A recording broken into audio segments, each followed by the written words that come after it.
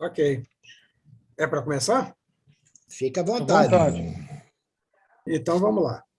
Então, pessoal, pegando mais um tópico, né, da história postal brasileira, eu hoje vou fazer assim breves comentários. Eu espero que sejam breves, né? Acaba que eu falo que é breve, nunca é breve. Sobre uma questão muito específica, que é, no caso, a pré-filatelia na província do Rio de Janeiro. Tá? Essa coleção, na verdade, é uma coleção, né? As peças que vocês vão ver aqui pertencem à coleção, né? São todas minhas, pertencem à coleção. Ela foi montada como uma exhibit, né? De um quadro, né? Que fez o seu debut, né? Apareceu pela primeira vez agora nessa exposição que aconteceu lá no Peru, e ela foi, assim, surpreendentemente, do meu ponto de vista até, muito bem. Ela fez 88 pontos, o que é uma pontuação bastante alta para a coleção, eu entendo. Tá? Então, o que a gente vai ver aqui é, basicamente, uma breve discussão sobre as marcas, as rotas e as tarifas, tá certo? Dentro de um segmento de tempo que, basicamente, é o Império Brasileiro. Tá? Basicamente, é o Império Brasileiro, e aí eu vou mostrar para vocês o porquê que, basicamente, nesse caso, é o Império Brasileiro. Então, vamos lá. Trocou a tela? E, de vez em quando, estava dando Opa, uma travada. linda a tela. Então, vamos começar, né? Hoje é dia 8 de março, né? Dia Internacional da Mulher. Eu não sei se tem alguma mulher assistindo a gente, mas eventualmente vai assistir depois. Fica aqui a minha homenagem, que eu sei que é a nossa homenagem, à mulher filatelista. E eu considero a mulher filatelista não só aquela que coleciona, mas aquela que nos atura também, né? Que é preciso ter aí uma paciência de Jó, eventualmente, com as nossas manias, nossos gostos, o tempo que a gente despende nisso. Então, fica aqui um registro, né?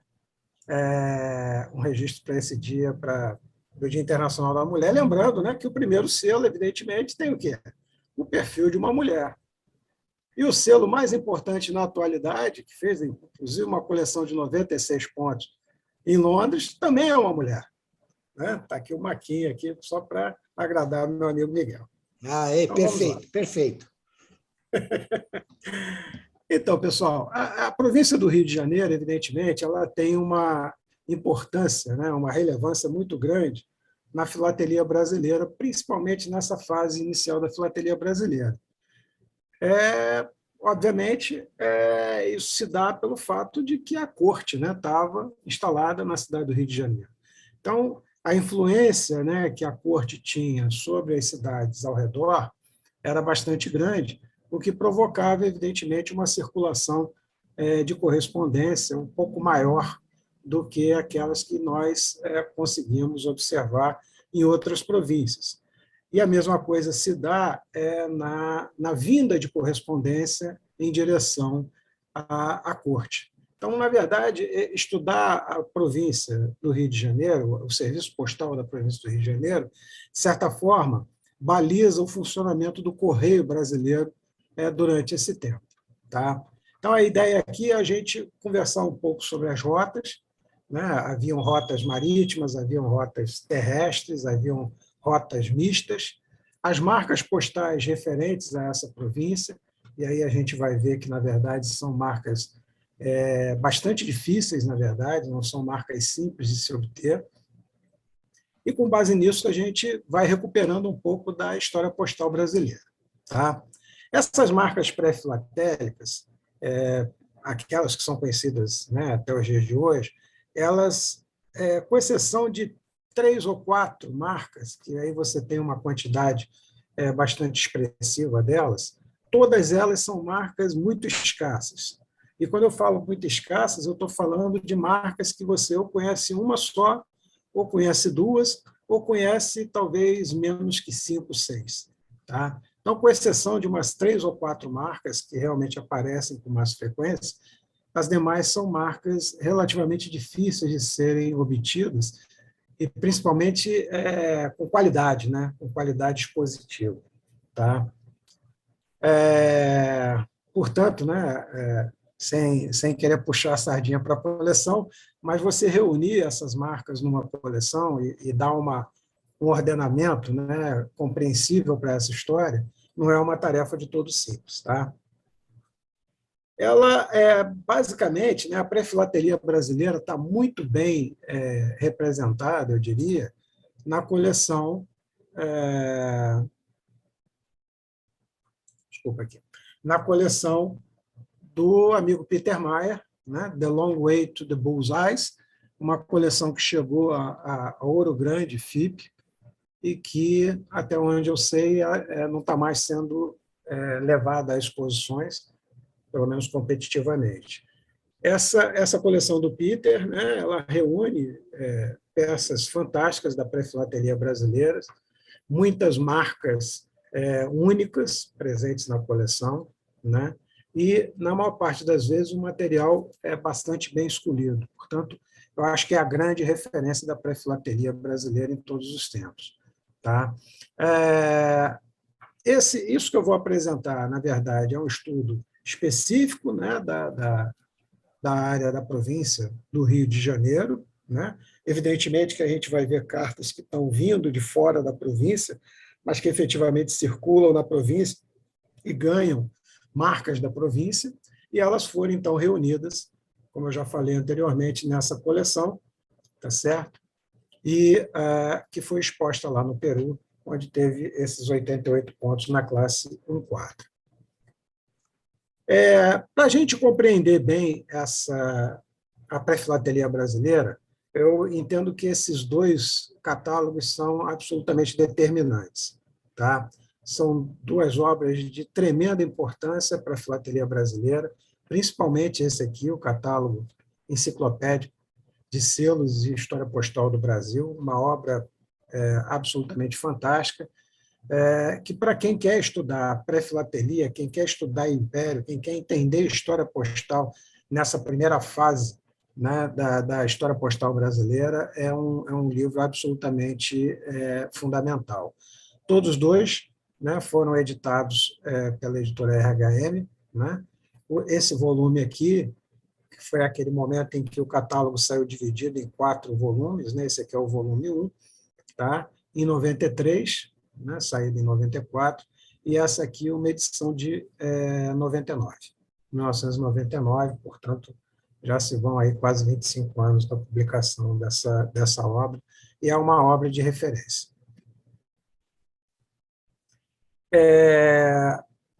A história filatélica brasileira, né, ela passa, na sua parte inicial, na sua parte de colônia, ela passa muito por Pernambuco, Bahia e, obviamente, pela corte. Né?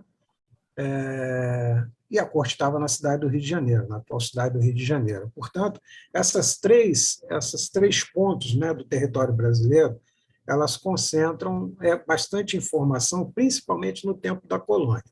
Quando a gente vem caminhando mais para a época do Império, aí isso já muda um pouco. Bahia e Pernambuco perdem um pouco dessa importância do ponto de vista postal, né? E Minas Gerais e São Paulo aumentam a sua influência do ponto de vista de marcas registradas, né? Marcas postais registradas.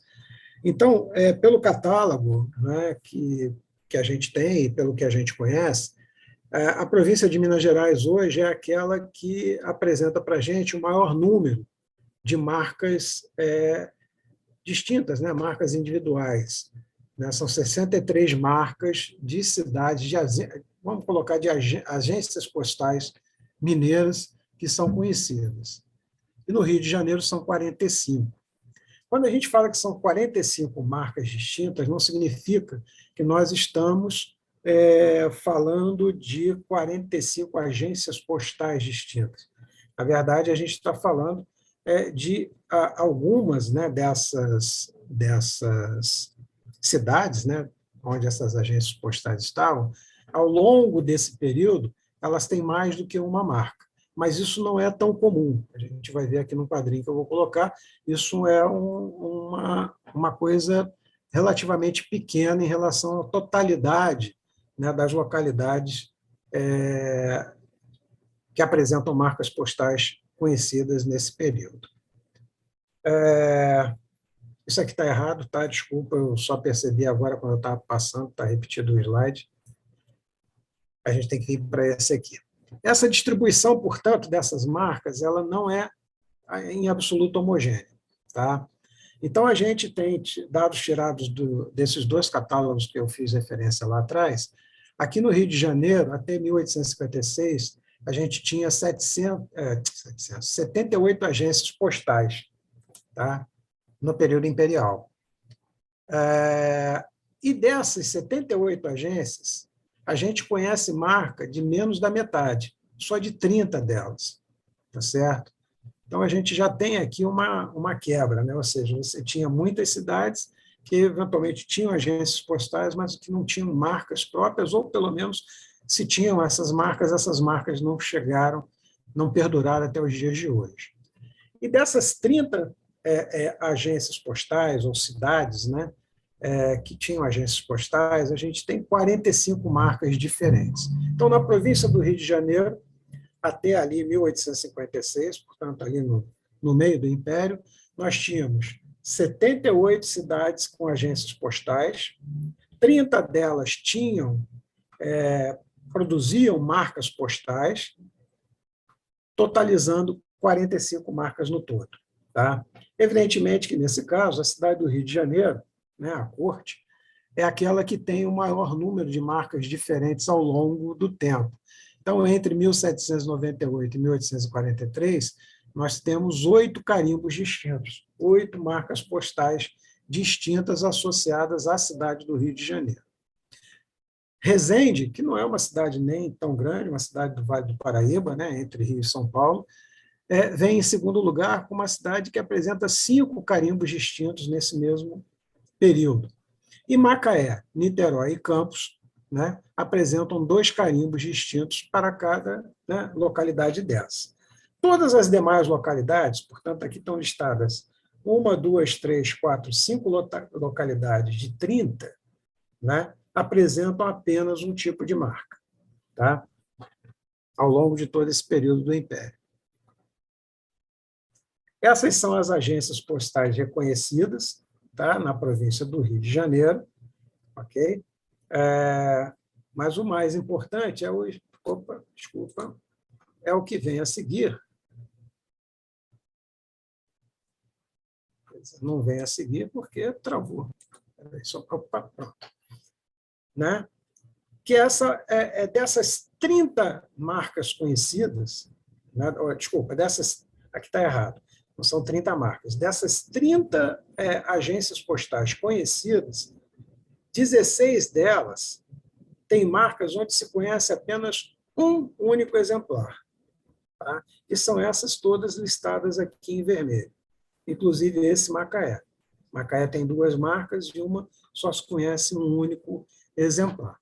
Portanto, mais da metade das cidades que tinham marcas postais, ou pelo menos marcas postais que nós podemos recuperar para esse nosso tempo de hoje, 16 delas, né, 16 delas são marcas únicas, tá certo? E aí entram a Aldeia de São Pedro, Cabo Frio, Cantagalo, Capivari, Iguaçu, Ilha Grande, Itaboraí, Macaé, Macaé com acento, Mangaratiba, Nova Friburgo, Paquetá, Paraíba do Sul, Passa Três, Saquarema, Santana do Piraí e São Fidélis.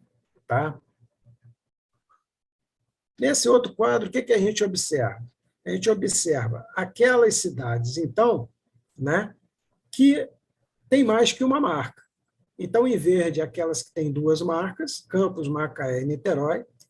Em azul, Resende, que tem 5 marcas, e o Rio de Janeiro, que tem 8 marcas. Então, esses quadros eu tentei colocar dessa forma, só para a gente ver, ou para a gente mais ou menos perceber a dificuldade que apesar de no catálogo ter lá toda aquela lista de marcas postais, de você obtê-las. Não é uma tarefa simples, tá? Mesmo nesse caso, onde a gente, às vezes, tem 2 marcas só. Tá? Mesmo nesse caso aqui, onde tem 5 e onde tem 8. Por vezes, fica faltando uma marquinha ou outra que é bem mais difícil do que outras da mesma cidade. Então, a gente tem uma escassez bastante grande, né, em termos de variedades de marcas disponíveis, né, que você possa adquirir, que você possa conquistar para montar a sua coleção. Tá?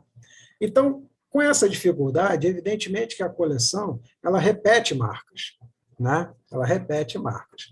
E nessa repetição, para justificar a entrada, obviamente, dessa marca que está repetida, na verdade, aí a gente aproveita para colocar, então, rotas diferentes, tarifas diferentes, ou usar, né, outros elementos, outros recursos da história postal, como a gente vai ver um pouco mais adiante.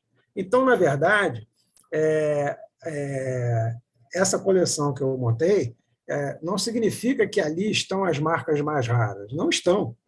Não estão porque não há acesso a essas marcas mais raras. Inclusive, algumas dessas em que é um único exemplar conhecido são marcas que pertencem a museus. Né? Então, você não tem elas nem no mercado. Tá certo? Outras tem no mercado, mas só tem uma e quem tem, obviamente, a detém. Então, na verdade, para você montar uma coleção que tenha um mínimo de lógica, um mínimo de padrão, você tem que estudar as rotas, você tem que estudar tanto as rotas internas, que, como eu falei, pode ser terrestre, pode ser marítima, ou pode ser em conjunto, né, rota terrestre e marítima, os serviços postais oferecidos e as rotas que vêm do exterior ou que seguem para o exterior. Tá? Uma coisa que é importante dizer é que algumas dessas marcas pré-filatélicas elas continuaram em uso no período onde já se tinha o selo postal circulando. Tá? Essas marcas são mais comuns aqui no Rio de Janeiro, as marcas do Rio de Janeiro e da cidade de Niterói. Então, você tem um tempo onde essas marcas, na verdade, do Rio de Janeiro, principalmente duas delas, do Rio de Janeiro e as duas de Niterói, que são usadas já no período adesivo, portanto, no período de circulação do olho de boi, por exemplo. Tá? As demais, não.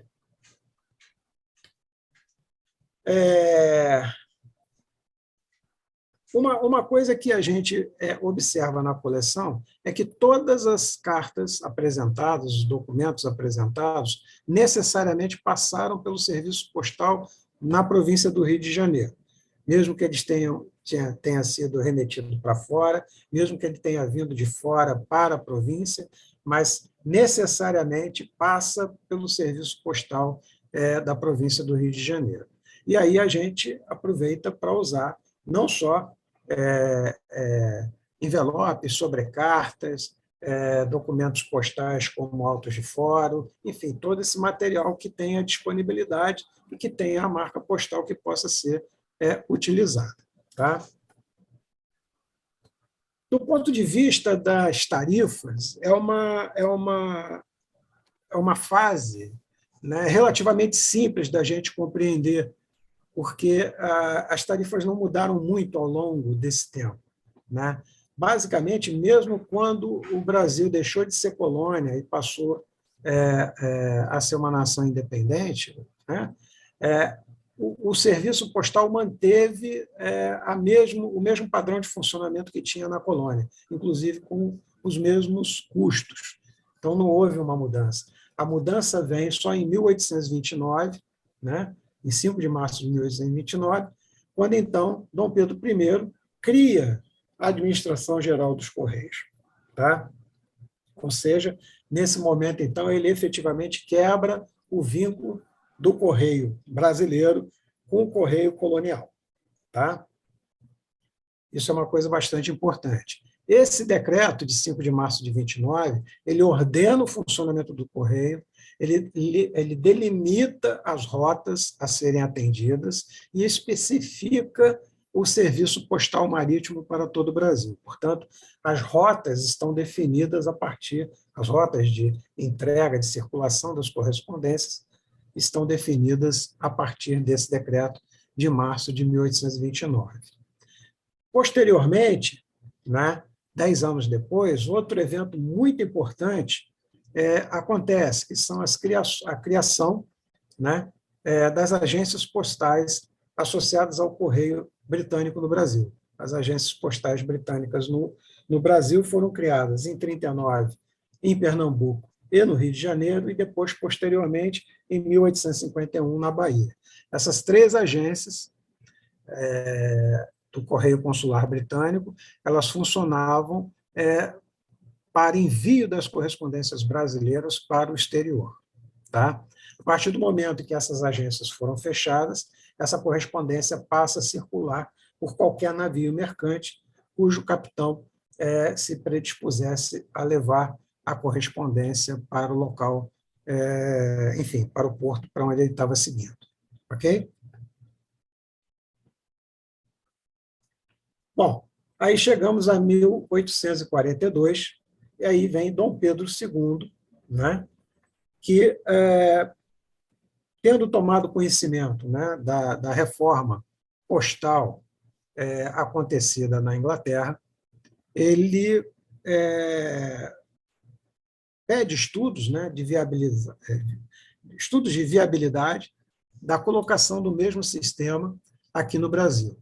Com base nisso, em 1º de agosto de 1843, nós temos, então, a emissão dos óleos de boi, dando fim ao período pré-filatélico, né? A partir de 1º de agosto de 1843. Portanto, a gente entra no período adesivo, no período em que o selo postal vai ser determinante, fundamental para o pagamento das tarifas devidas. Tá? E aí, nesse caso, então, a gente só tem algumas marcas postais utilizadas no período filatélico que continuam sendo utilizadas por algum tempo, não só no Rio de Janeiro, mas aí aqui a gente vai tratar só dessas do Rio de Janeiro. Tá? Uma característica importante dessas marcas é que elas são marcas cursivas, né? No sentido de que o nome da cidade, né, onde a agência postal estava localizada, ela vem normalmente escrito. Por vezes é linear, por vezes tem uma borda retangular, por vezes uma borda circular, mas o nome da cidade está sempre escrito, variando eventualmente o tipo de cercadura, sendo que algumas poucas, nem cercaduras têm, é só o nome mesmo especificado. Por favor, vocês interrompam a hora que quiserem interromper, tá bem? Então, esse período que a gente vai estar abordando é o período do finzinho do período colonial, né? Finzinho do período colonial, e a maior parte, então, dos documentos estão no Império Brasileiro. Tá? Como eu disse, né, o período pré-filatélico se encerra com a entrada em circulação dos óleos de boi, da série dos óleos de boi, e as tarifas postais, né, desses períodos, que a gente vai estar estudando aqui, elas estão baseadas na portaria de 5 de maio de 1829, que é ainda colonial, que define lá nos artigos 62 o sistema de correio marítimo, e no artigo 63 o correio misto, e no artigo 65 o correio terrestre. E depois disso, pela portaria 254 de novembro de 42, que aí muda as tarifas, tá certo? E começa a implementar, começa a dar as diretrizes de funcionamento do serviço postal com pagamento previamente feito através do selo postal. Então, aí entrando agora nas peças, né? A gente tem aqui uma carta do período colonial. Eu procurei colocar aqui a classificação, tá, da marca postal referente ao catálogo, né, aqueles 2 catálogos que eu citei lá na frente. Então, aqui é o código do catálogo, né, pré-filatélico, Rio de Janeiro, 34, e aqui o uso, né, atribuído à marca que está sendo discutida. Tá? Essa aqui é uma carta, então, circulada em fevereiro, né, de 1822, portanto, ainda no período colonial. Ela tem um porte de 80, ela paga um porte de R$80, está aqui assinalado por essa seta verde, que era o porte correspondente a cartas, né, que pesavam mais que 4/8 de onça, tá certo? Isso aqui ainda fazendo referência, né, as tarifas coloniais portuguesas que eram aplicadas aqui no Brasil. Essa marca aqui ela tem a característica de ter o N trocado, tá? Né? O N invertido, Rio de Janeiro, com N invertido, e aqui no caso, o navio, esse navio aqui é um navio famoso, circulou bastante aí pela costa brasileira, que é o Lusitânia. Essa aqui é a mesma marca, só que agora, essa aqui, então, né, ela seguia para Lisboa, portanto, era uma carta saída do Rio de Janeiro e que se dirigia para Lisboa.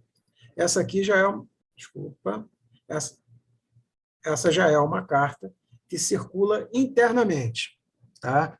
Ela circula internamente, ela tem a mesma marca, Rio de Janeiro, com N invertido, tá? Então, a mesma marca EJ34. E aqui o interessante dela é que ela tem aqui uma cobrança a mais, né? Ela paga um porte de 40 e, posteriormente, paga um porte de R$80. Por quê? Porque, nesse caso aqui, o porte marítimo era de R$40, mas, possivelmente, essa carta, para ser entregue, ela foi entregue, talvez, no Correio, né, na agência de Correio de Porto Alegre, e essa agência fez a entrega na casa do cidadão. E aí, nesse caso, foi cobrado mais R$40 por esse serviço, totalizando, então, o pagamento de R$80. Lembrando que, em todo esse período, quem pagava a tarifa era quem recebia a carta, né? Não vamos esquecer disso. Quem recebia a carta é que era... quer dizer, em alguns casos aqui, a gente tem o pagamento quando é entregue nas mãos do comandante do navio. Mas, pelo correio, na verdade, as cartas eram pagas por quem as recebia, tá certo? Isso aqui, na verdade, voltando a ela, a gente já está no período imperial, março de 1823, tá legal? Então, é uma marca que vem do período colonial e passa para o período imperial.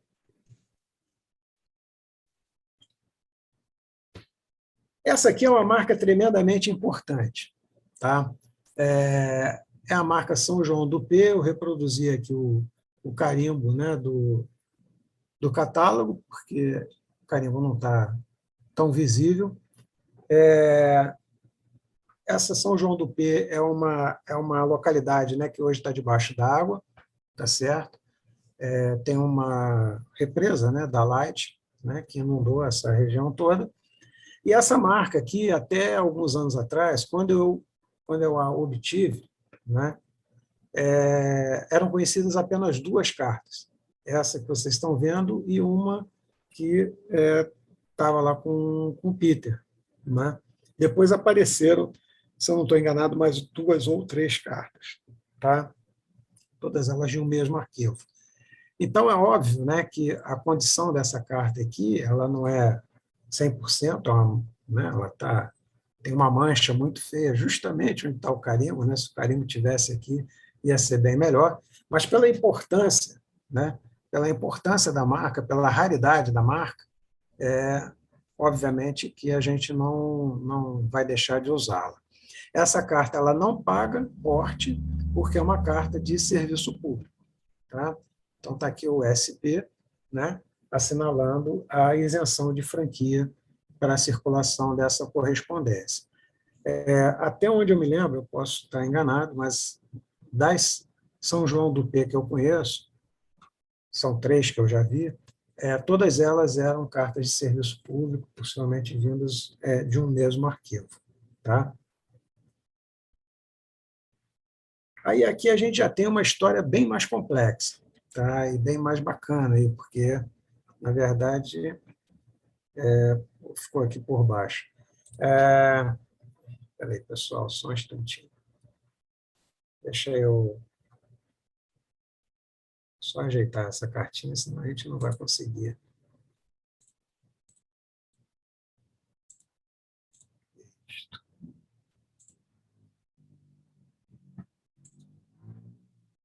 Tá? Essa aqui é uma carta bastante legal, porque é uma carta que vem do exterior, né? E ela não vem para o Brasil.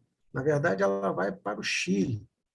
E ela passa pelo Brasil, ela transita pela província do Rio de Janeiro, que faz dela uma carta, para mim, uma carta sensacional.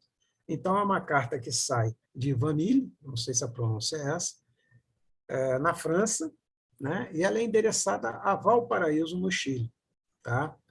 Ela sai por Bordeaux, né? Ela sai por Bordeaux, está aqui, ó, por Bordeaux, né?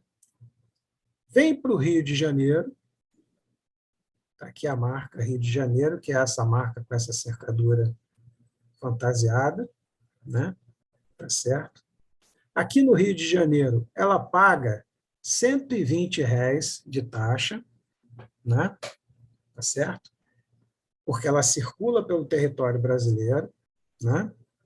Aqui na França, ela já havia pagado aqui uma taxa de 1 cent pela circulação dela dessa cidade até Bordeaux, né? Até o porto de Bordeaux. Ela paga 120 aqui no Brasil e quando chega no Chile, ela paga mais 4, tá? Quando ela chega lá em Valparaíso. Então, é uma carta que sai, né? Ela sai lá de Vanille, né? Que é perto de Versalhes, é uma localidade perto de Versalhes, segue para Bordeaux, de Bordeaux ela vem para o Rio de Janeiro, e do Rio de Janeiro ela então segue para Valparaíso, que é o destino final dela. Tá? Rubem, pode fazer uma pergunta aí? Oi? Pode fazer uma pergunta? Claro. A dúvida é a seguinte, quando ela chega no Rio de Janeiro, e aí paga 120, quem paga para quem? Isso. Nesse caso aqui, quem paga para quem? Paga para quem trouxe. Na verdade, não, desculpa, os 120, né, você está perguntando. Os 120 não foram cobrados aqui no Os 120, quem vai receber esses 120 é quem vai transportar a carta, até o Chile. E quem desembolsou? O agente postal que cuidava dessas correspondências estrangeiras. Tinha um cara lá que certamente o cara estava lá fazendo essa conta. Isso, fazendo essa conta, sem dúvida, sem dúvida alguma. Tinha um cara lá fazendo essa conta. Assim como tinha o cara lá fazendo essa conta lá no Chile para receber os 4 centavos, né? Que era Ruben, possivelmente o transporte. Posso fazer... Claro. Ruben, posso? E sendo assim, se foi um particular a tratar do negócio, qual foi o papel dos Correios do Rio de Janeiro? Toda entrada do correio, toda entrada das cartas que passavam pelo território brasileiro, passavam pela agência postal do correio, tá? Possivelmente, Mas e aí os Correios não tinham receita nenhuma com este negócio? Não, a não ser, aí é uma suposição que eu posso fazer aqui, não tenho certeza, que essa taxa de 120 fosse cobrada no correio pelo agente postal, mas eu não tenho certeza dessa informação. Mas, seguramente, a carta chegando no porto, porque o navio parava no Rio de Janeiro, ele não continuava a viagem para o Chile. Então, as correspondências tinham que entrar no território brasileiro. Elas entravam pelo Rio de Janeiro. Para pagar esse porte aqui, é um duplo porte marítimo, né? Ela foi para outro barco, e esse outro barco, então, levou a correspondência até o Chile. Então, nesse processo, foi o Cássio, né, que estava perguntando, né? Nesse processo, eu entendo que essa taxa de 120 foi cobrada nesse momento. Tá? Agora, se foi pelo agente... Sendo assim, é uma receita dos Correios. Do Correio. Eu acho que sim, acho que pode ser uma receita do Correio. Aqui em Portugal, o que nós tínhamos semelhante a este tipo de processo era que a receita é de facto dos Correios, mas o destinatário tinha um agente encaminhador que tratava dos negócios e que ia pagar aos Correios, mas o dinheiro era verba que era receita dos Correios. Dos Correios, okay. Não é? Eu entendo que sim. Havendo um agente encaminhador, certamente a receita é dos Correios.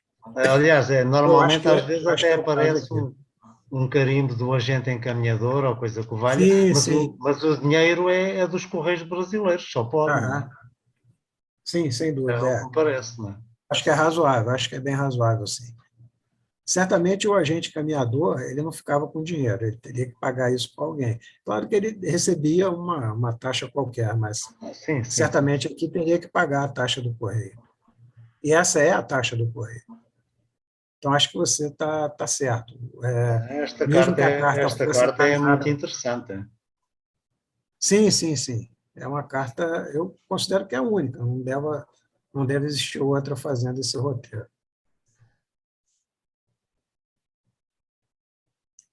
Bom, aí a gente. Não sei por que isso está acontecendo, mas tudo bem, vamos lá.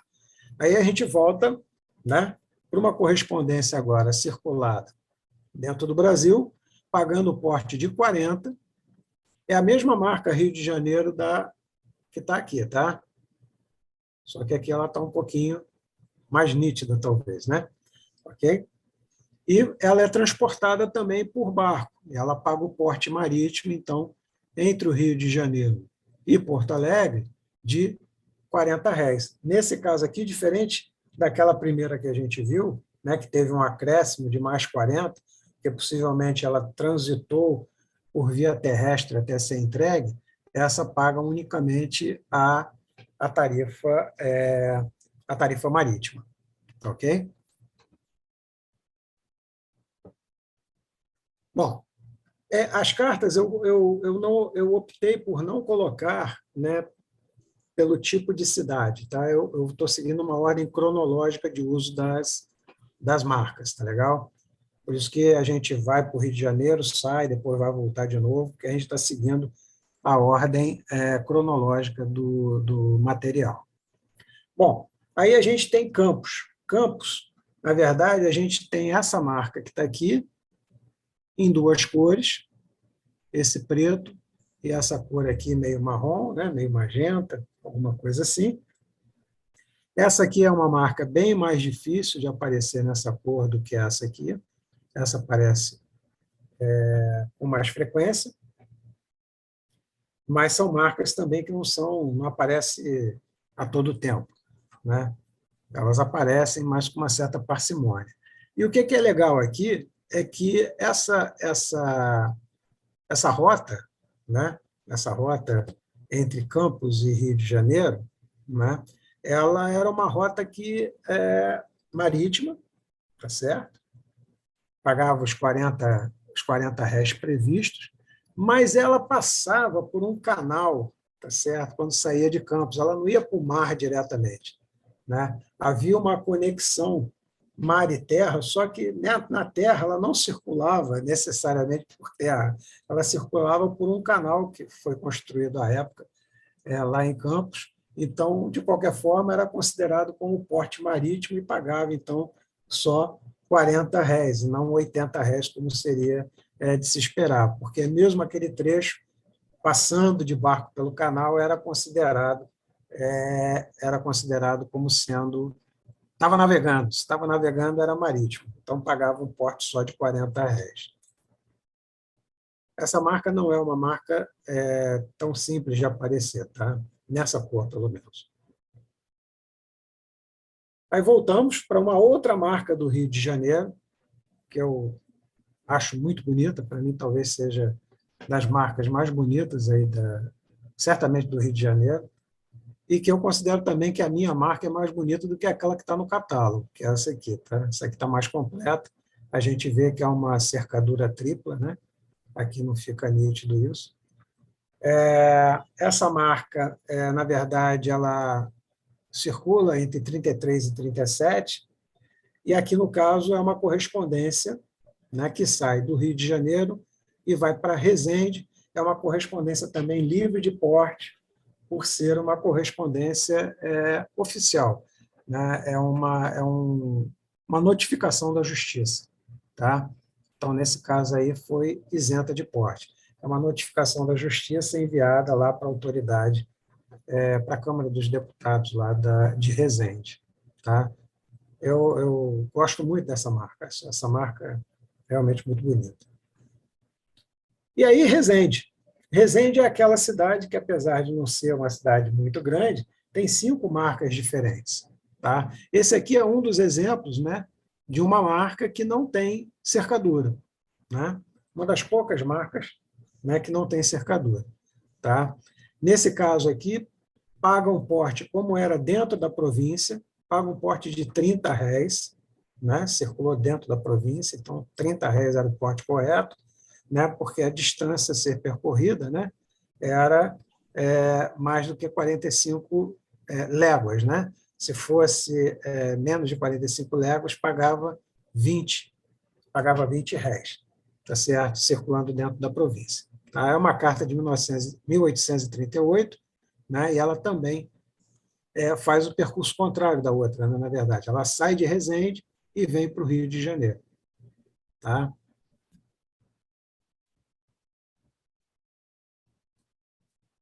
Aqui outra marca de Campos. Essa é uma marca muito, muito, muito, muito complicada. É uma marca bem difícil. Eu reputaria aí que não tem mais do que umas 10, 12 dela. E todas elas, apesar do carimbo ser a reconstituição do carimbo, né, ser tão bonita aqui, né, na verdade, a gente sempre vê essa marca mal batida. Eu não vi nenhuma carta ainda com esse carimbo Cidade de Campos que esteja realmente nítido. Né? Na verdade, ela está sempre assim, meio apagada, meio borrada. Eu diria mesmo que isso aqui é um padrão para essa marca. E, nesse caso aqui, né, assim como a outra, ela paga R$ 40 de porte, porque ela vem por via marítima, né, de Campos até o Rio de Janeiro. Tá? Essa aqui já é uma marca mais difícil do que aquela anterior de Campos que eu mostrei ainda há pouquinho. Tá?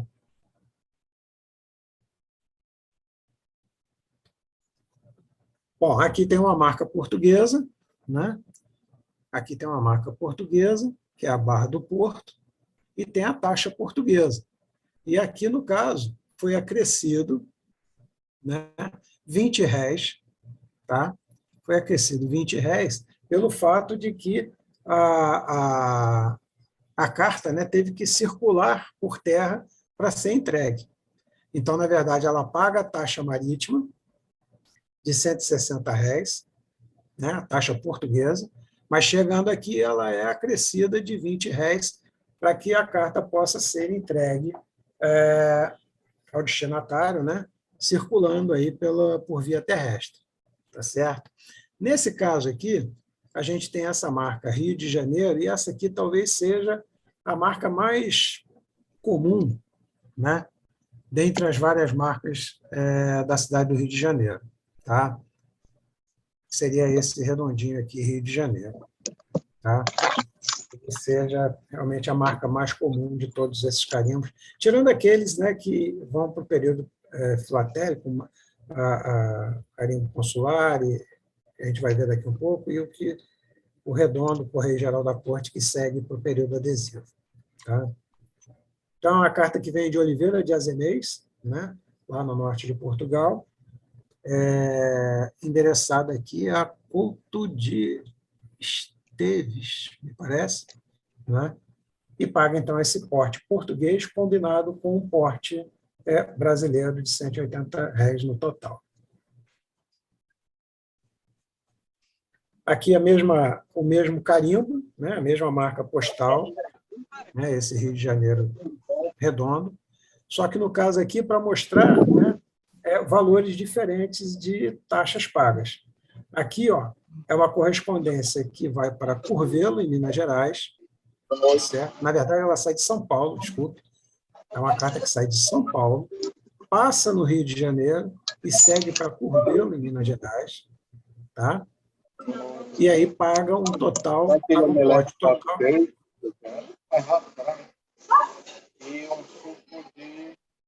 Tem um microfone aberto aí, pessoal. Então, isso, tem microfone aberto. Ivanildo, desliga o teu som. Então, aí nesse caso aqui, então, é uma correspondência que para chegar, saindo de São Paulo para chegar em Curvelo, ela vai transitar no Rio de Janeiro. Então, essa aqui é uma marca de trânsito, na verdade, e o porte total chega a R$ 60. Essa aqui já é uma circulação interna à província, né? Porque ela, na verdade, ela sai de Pau Grande, né? Desculpa, ela sai de Pati do Alferes e circula para Pau Grande. Pau Grande fica aqui no pé da Serra dos Órgãos, é onde nasceu Garrincha, né? E nesse caso aqui, então, ela está pagando R$ 40 porque é via terrestre, né? Mas transportada por mais de 50 léguas, ou seja, a distância implica num porte duplo, digamos assim, né? O porte simples seria R$ 20. Aqui a gente tem uma outra correspondência também vinda de Portugal. Essa aqui eu acho uma carta muito interessante, apesar do estado dela não ser assim, não é tão bom, né? O papel está muito escurecido, mas eu acho que pela relevância, né, da história que a gente pode contar, sempre vale a pena. Então, vamos lá. Então, é uma carta que sai de Portugal, de Lixa, e é endereçada à cidade de Vitória, ok? Evidentemente que ela não vem de Lixa direto para Vitória. Ela vem de Lixa para o Rio de Janeiro, né? Por via marítima, evidentemente. Tá? Tá lá a taxa de 120, que vai ser cortada e acrescida de 60, porque, para ela chegar em Vitória, essa carta sobe de volta para a Bahia, por via marítima, né? Ou seja, ela chega no Rio de Janeiro, aqui no Rio de Janeiro, ela sobe para a Bahia, e da Bahia ela desce para Vitória. Esse é o percurso da carta. Então, a gente tem aqui as indicações disso, né? Lixa, Rio de Janeiro, Bahia, e o endereçamento, né, para onde ela tem que seguir, e aqui está escrito, né? Província do Espírito Santo, cidade de Vitória, pelo Correio da Bahia. Né? Ou seja, na verdade, é feita uma anotação já escrita aqui, mostrando qual é digamos assim, a rota postal necessária para que essa carta chegasse no seu destinatário, tá certo? Portanto, ela sai de Portugal, vem ao Rio de Janeiro, sobe para a Bahia, e da Bahia, então, ela desce por via terrestre para Vitória. Não me perguntem por que ela não sobe direto por via terrestre do Rio de Janeiro para Vitória. Eu não sei, talvez não houvesse essa rota, não saberia responder. Mas o fato é que está aqui claramente anotado que ela deve circular pelo Correio da Bahia, né? E com isso ela paga R$ 40 a mais, tá certo? Por esse serviço. Tá? Então, é uma carta que tem uma história postal bastante interessante e que, em função disso, evidentemente, mesmo o estado dela não sendo, né, aquele que a gente gostaria que fosse, ela ganha relevância na coleção. Ruben, posso fazer uma pergunta? Pode, Ainda claro. na carta anterior. Sim, aí por baixo do apelido Abreu está uma anotação aparentemente de um porte. Parece 10, não é? Aqui, né? Esse aqui. Sim, sim. Uhum. E estou a achar estranho não ter o porte interno português. De português, exatamente. De Lixa Isso até me ao chamou a Porto atenção. ou de Lixa até Lisboa, não é? Exatamente. De Lixa até o Porto. Talvez essa marca aqui represente isso, Cássio. Eu não sei. Ora bem, se assim for, eu não tenho aqui as distâncias entre Lixa e o Porto, mas se forem até 10 léguas, ou seja, cerca de 50 quilómetros, era uma carta até 2/8, 10 réis. 10 reais. Isso aqui pode ser um 10 Que em reais. princípio terão sido pagos adiantadamente por quem enviou, não é? Sim, claro. Uhum. Resta-me Verdade. só confirmar se eram de facto até 10 léguas. Se a distância é essa. Eu Exato. acho que isso aqui é sim uma marca portuguesa. Não é 10, teria que ser Não? 20. Não, teria que 20? ser 20. Era o mínimo. Pois, o mínimo era 20 réis, não havia taxas de 10. Eu Certo. estou a olhar para o regulamento da época. Uhum. Nesse caso aqui, isso aqui não parece um 2, né? Mas isso Pois aqui não, parece não. realmente uma marca de correio, parece uma marca de pagamento, né? Mas ela está Parece muito que é. incompleta, é difícil saber. Mas seria muito razoável que tivesse aqui um pagamento entre Lixa e até o porto de onde a carta parte, não há dúvida. De Lixa no porto dá 28 quilômetros. Até 28 10, quilômetros, sim, até 10 léguas. Seria 20 reis.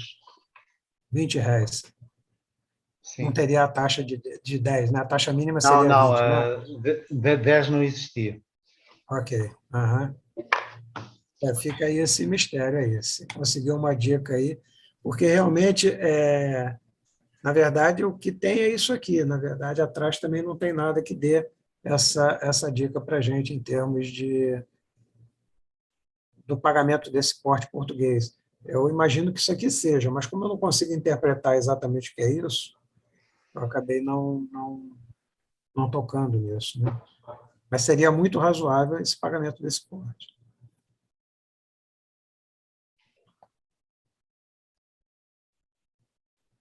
Bom, essa aqui também essa aqui já é uma carta que vem de Lisboa, né? Ela vem de Lisboa para o Rio de Janeiro, mas na verdade ela vai para a Vila de Resende, pelo correio do Rio de Janeiro. Então o que acontece? Está lá os R$ 120 acrescido dos R$ 30 do porte terrestre, né? Que vai pagar pelo translado da carta desde o Rio de Janeiro até Resende, tá? E aqui é a mesma marca, né? Rio de Janeiro Redondo, que é, como eu falei, a marca mais comum, né? Para nesse período.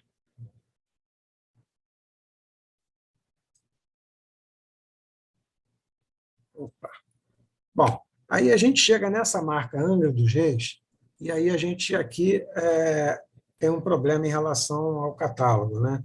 Porque o catálogo lista essa marca só nessa cor aqui, magenta, né? Meio avermelhada, e a carta que eu tenho, essa é uma marca muito difícil, e a marca que eu tenho, ela parece ser outra cor. Eu não consigo exatamente definir que cor é essa aqui, porque a marca está muito esmaecida, né? A tinta pode ter Parece, não sei oxidado. se... Oi? A tinta pode ter oxidado. Pode ser essa cor aqui com a tinta oxidada, né? Vermelho oxidado, ficou aquela cor ali. Porque ela está muito atenuada, né? E É. essa é uma marca muito difícil, cara, muito difícil mesmo. Então, é um achado ter essa aqui, né? Então, mas, de qualquer forma, a que está listada no catálogo, né, tem essa cor mais firme aqui. Mas, então, vamos lá. Domingos está... Eu acho que é razoável que possa ter tido aí uma oxidação, né? Essa carta não paga porte pelos mesmos motivos já explicados, é uma carta de serviço público, tá? E ela sai de Angra dos Reis para Paraty, né? São localidades relativamente mais ou menos próximas, né? E aqui tem o distrito da comarca de Angra, né? Na verdade, Paraty ainda pertencia a Angra dos Reis, do ponto de vista da sua gerência, né? Da sua gerência legislativa, tá? Essa é uma marca bastante complicada de se achar, não é uma marca que a gente veja a todo momento, não. Tá? Então, ela assim, mesmo esmaecida, para mim já é um grande ganho. Essa é outra marca extremamente difícil, né? Que é a marca Tacoaí, que na verdade é a cidade de Itaguaí, né? Hoje chamada cidade de Itaguaí, mas lá atrás a grafia era Tacoaí.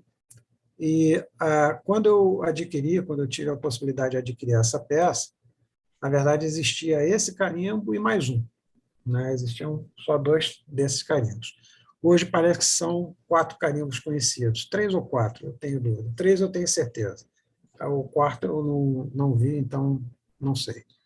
É uma marca bem difícil, ela, né, não está tão bem batida quanto eu gostaria, mas todas as características, né, que levam para esse carimbo que estão aqui.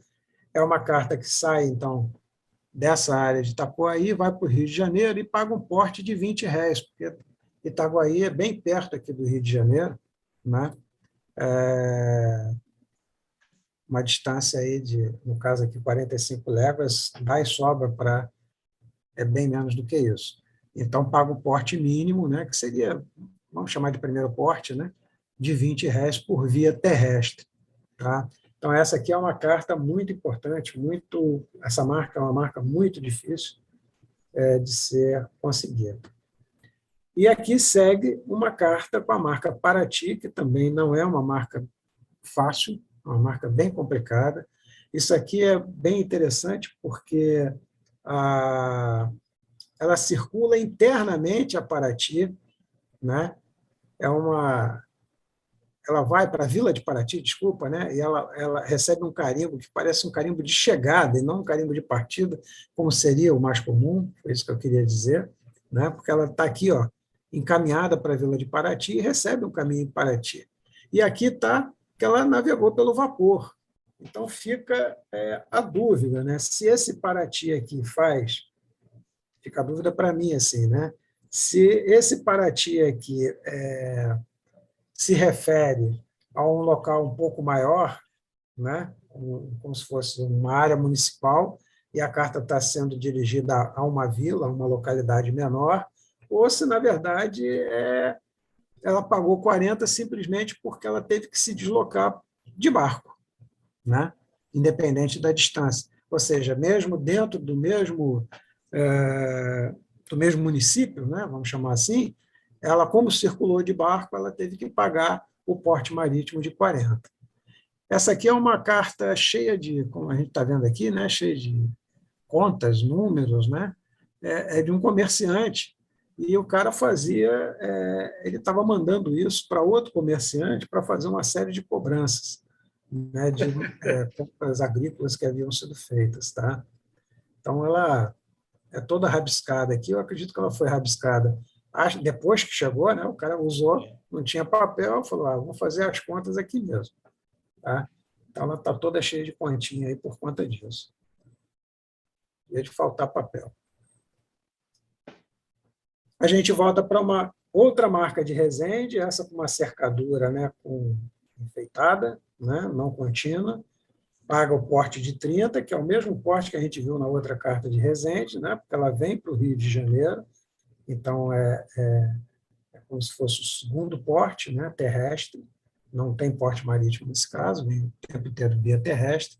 Esse aqui é uma marca das marcas de Resende, já é uma marca um pouco mais difícil de conseguir, nessa qualidade aqui também ainda mais difícil. E essa carta aqui também é uma carta portuguesa, né? É uma carta que vem de Lisboa, uma situação muito parecida com a anterior que a gente viu ali, né? Ela vem com 120, mas é acrescida de 30, porque, na verdade, ela não vem para o Rio de Janeiro. Ela passa pelo Rio de Janeiro, e aí a gente já tem essa marca aqui, que já é uma marca mais conhecida, né, porque ela carimba muitas cartas aí com os olhos de boi, com os inclinados, coisas desse tipo, né? Mas ela é uma marca pré-filatélica, porque ela entra em uso em 1842. Tá? Essa aqui está usada como pré-filatélica, né, porque ela é de março de 43, mas ela não vem para o Rio de Janeiro, ela vem de Lisboa, chega no Rio de Janeiro, passa pelo Correio, tá certo? Do Rio de Janeiro, e segue para Cabo Frio. Né?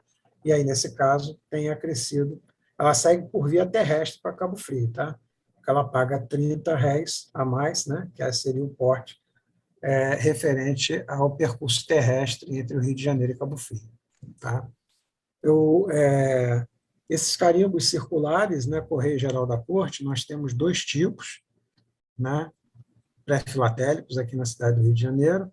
Esse aqui é o primeiro deles, o Correio Geral da Corte, né, com a data espalhada aqui no meio, e a gente vai ver o outro daqui um pouquinho. Ô, Rubem.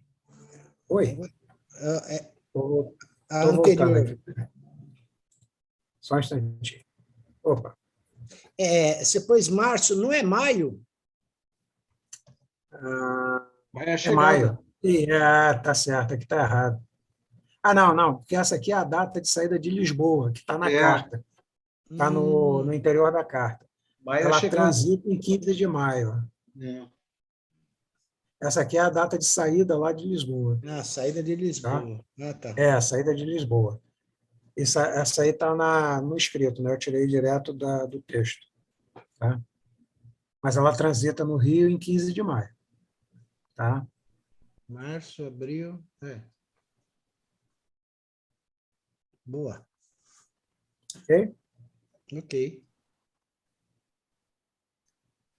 E essa aqui é a outra marca, né? Que é uma marca consular. Né? Ela era usada, né, pela agência postal britânica, né?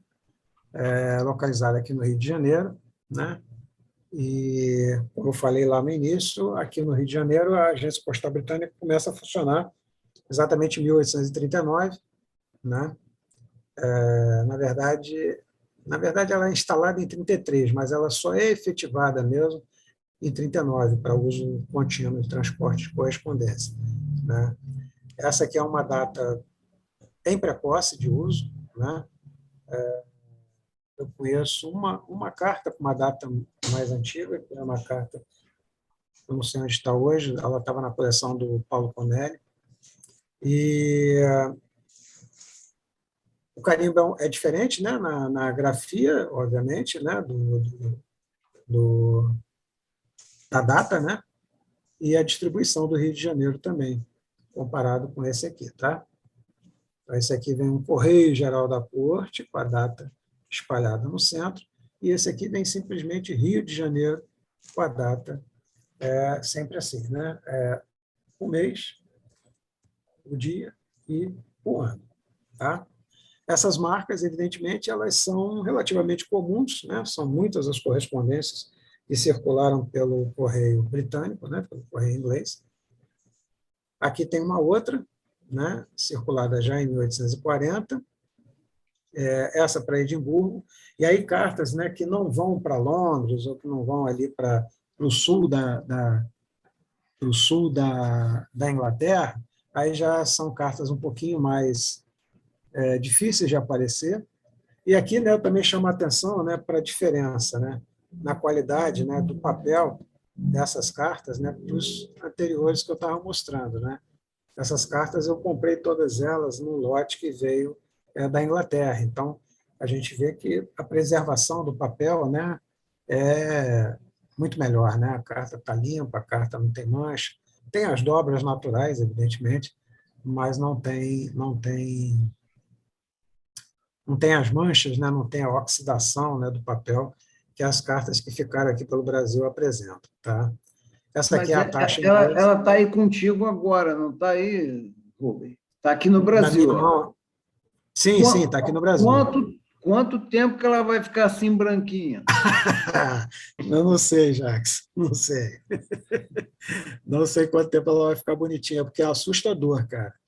Eu, por exemplo, a coleção, uma coleção mais antiga que eu tinha aqui, que já não era nem exposta, estava guardada, e há muito tempo eu não mexia nela. No outro dia eu tomei um susto, eu abri ela e as minhas folhas de exposição, por sorte, não chegou nos documentos, mas as folhas de exposição estavam todas manchadas, todas manchadas, sem exceção. Eu desmontei a coleção toda, tirei todas as peças para botar em classificador, arejei tudo, porque o papel estava inutilizado e se eu levo, sei lá, mais algum pouco tempo, certamente ia pegar nas peças. Né? Então, isso é um problema muito sério para a gente. Um problema muito sério. Eu não sei quanto tempo, mas é certo que o papel vai começar a oxidar em algum momento. Essas taxas aqui, né, eram as taxas cobradas, né, pelo correio inglês, né, tá aqui, tá? No caso aqui, as taxas variavam, né, dependendo, obviamente, da distância para onde a carta estava seguindo. Tá? Opa, não sei o que eu faço aqui de vez em quando, pessoal. Não sei porque ficou grandão, mas vamos lá. E aqui, aí então, só para a gente já ir encerrando, a gente tem marca de Niterói, tá certo? Só que, nesse caso, repara, é uma marca pré-filatélica, tá? Uma marca pré-filatélica, mas já usada no período adesivo, porque essa correspondência é datada de setembro de 43. Portanto, já tinha 12 de setembro, já tinha 1 mês e 10 dias, né, de circulação dos óleos de boi. Tá? Então, aqui é um exemplo, né, de marca pré-filatélica usada agora já no período adesivo. Essa não paga porte, porque é uma carta também de serviço público, e essa marca que está aqui, Correio Geral da Corte, essa não é uma marca pré-filatélica. Essa é uma marca que você só encontra a partir, né, de agosto de 1843. Tá? Então, essa marca não é uma marca pré-filatélica, essa aqui sim. Tá? E é uma correspondência, olha só, que vai para Paraty, né? É uma correspondência que vai para Paraty, transitando pelo Rio de Janeiro. Então, ela sai de Niterói, transita no Rio de Janeiro e segue para Paraty. Não tem marca de chegada em Paraty. Tá? Okay? Então, aqui é um exemplo, né, de uma marca pré-filatélica utilizada já no período adesivo. Aqui é a mesma coisa. Vocês vão lembrar, né, eu já mostrei esse carimbo Cidade de Campos lá atrás, né?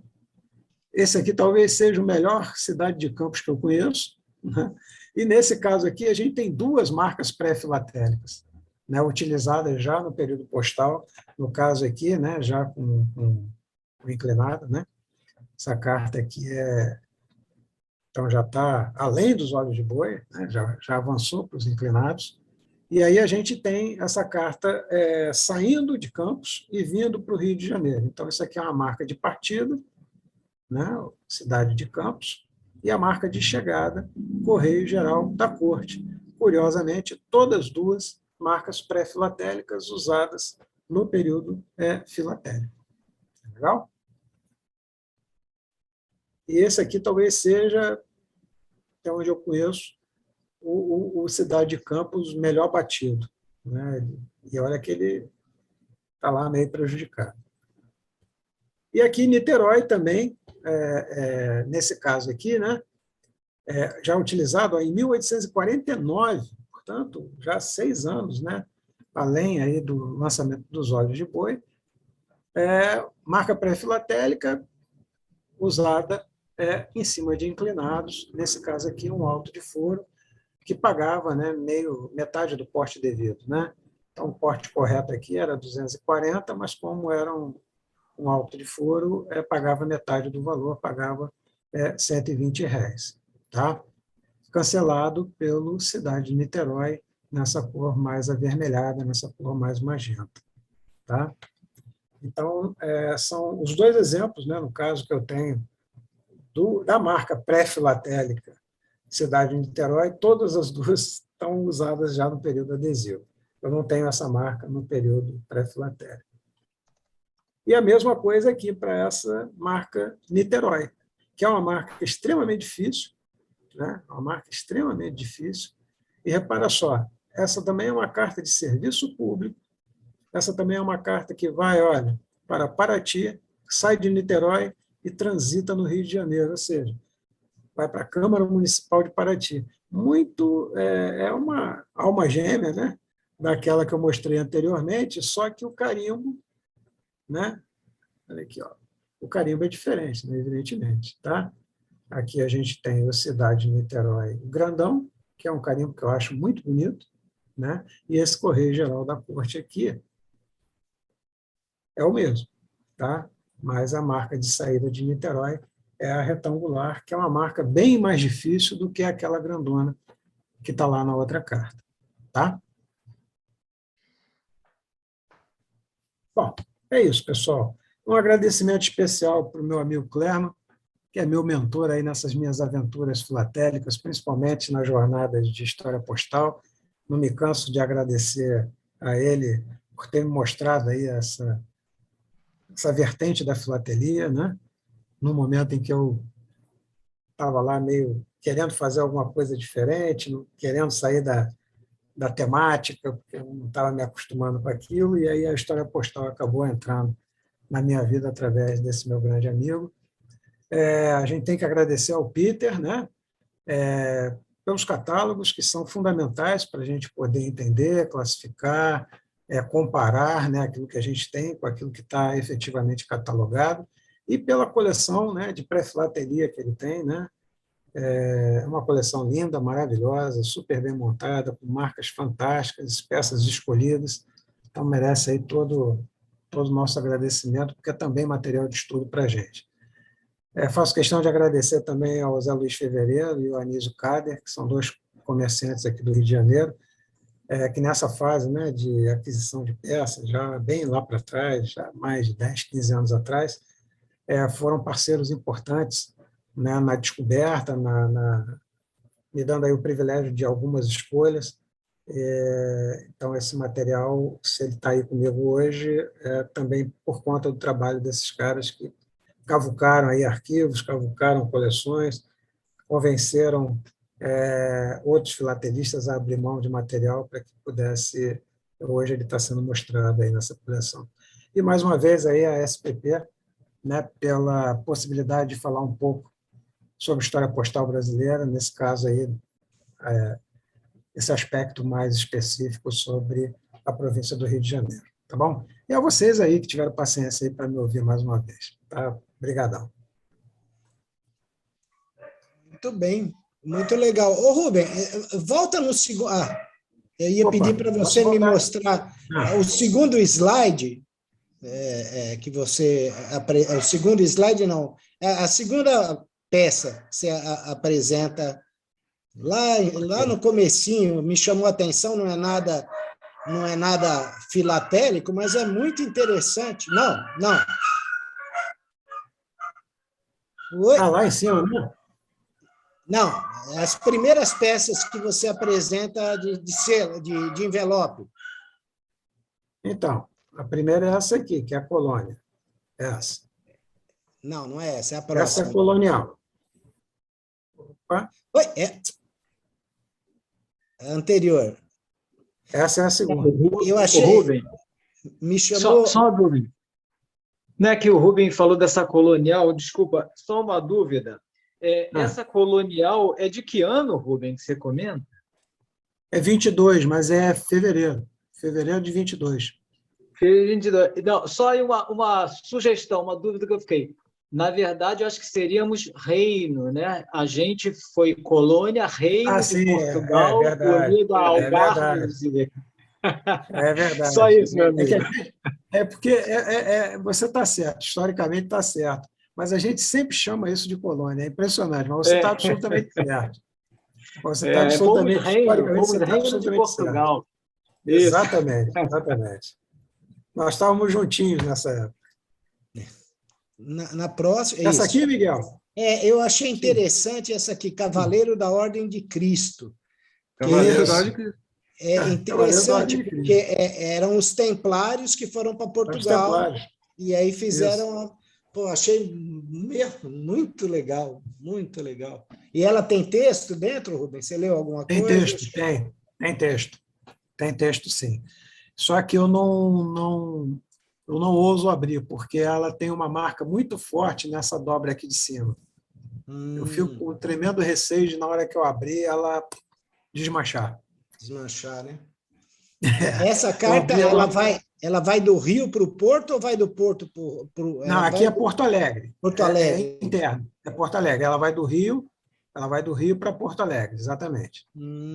Ela vai do Rio, a princípio pagaria o porte marítimo de 40, mas lá ela pagou mais 40 por um porte terrestre, possivelmente porque a carta foi entregue, não foi entregue no porto, o cara não foi pegar a carta no porto, né, ou na agência postal que recepcionava as cartas vindas por mar. A carta foi enviada para a casa dele, aí, nesse caso pagou mais 40. Aí, Domingos, anota o nome aí e vê quem que era esse cara. Francisco tem das aquela Chagas. tem aquela lei do governador, né? Ó, que toda carta destinada a Porto Alegre tem que ser encaminhada para mim, né, Miguel? Ah, sim, é uma lei nova que fizeram aí. Rubem. Eu Conheço essa lei, conheço a lei e apoio.